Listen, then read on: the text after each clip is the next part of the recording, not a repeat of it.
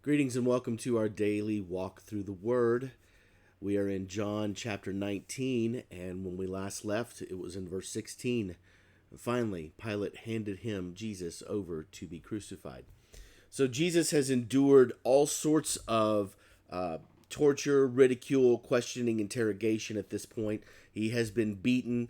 He has been mocked. Remember, he is at this point probably barely able to walk, and yet the humiliation is only just beginning because the crucifixion is one of the worst ways to die. And so I want to kind of give you a picture of what that looks like and what the crucifixion looks like. The truth is, people debate certain parts of it, like were there actually nails in his hands or were there nails in his wrists, those kind of things. And here's the reality: those don't matter.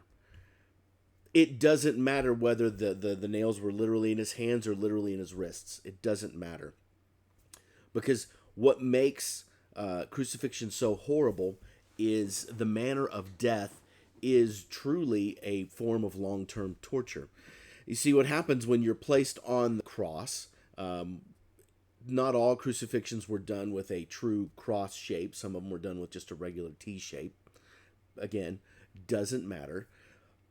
The way that it works is the person is hung in a manner to where they cannot breathe. They're basically, their arms are pulled up and their airway is cut off, and the only way that they can breathe is if they use their hands, which have nails of some kind in them, and their feet, which also their legs have been crossed and there's been a nail through their ankles, is if they push up on those points to take a breath. And then when they can stand the pain no longer, they let it down. This form of torture can go on for days. Not hours, not minutes, for days. So a person would be on this cross potentially for 2 or 3 days, just continuing to fight, to live, to pull up and do this. And so when we get to this scene here, I want you to have this image and this idea. Jesus has already been beaten weak. He's already really barely able to walk.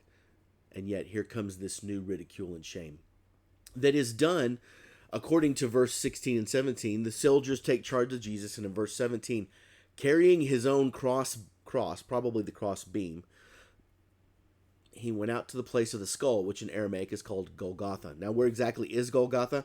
We don't know precisely where Golgotha is. There's debates on it, but we do know that it's near the city, and we're going to see that here in a minute. We know that it's nearby, and apparently in a place where there's enough traffic to where people can see, and they can understand and know that this is a punishment that is typically reserved for the worst of the worst, for people that have, this is the death penalty for the Romans, but it's a death penalty of humiliation as well.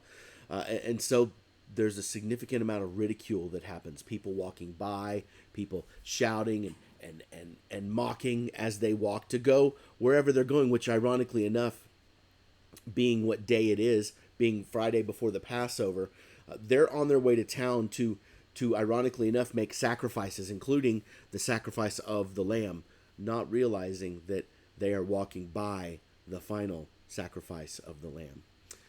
So there at Golgotha in verse 18, they crucified him, and with two others, one on each side and Jesus in the middle. Now remember, in other gospel narratives, we see one man, one of the thieves, who recognizes and understands who Jesus is. John doesn't put that account in here because, again, he's focused solely on his testimony that Jesus is the Christ, the Son of God.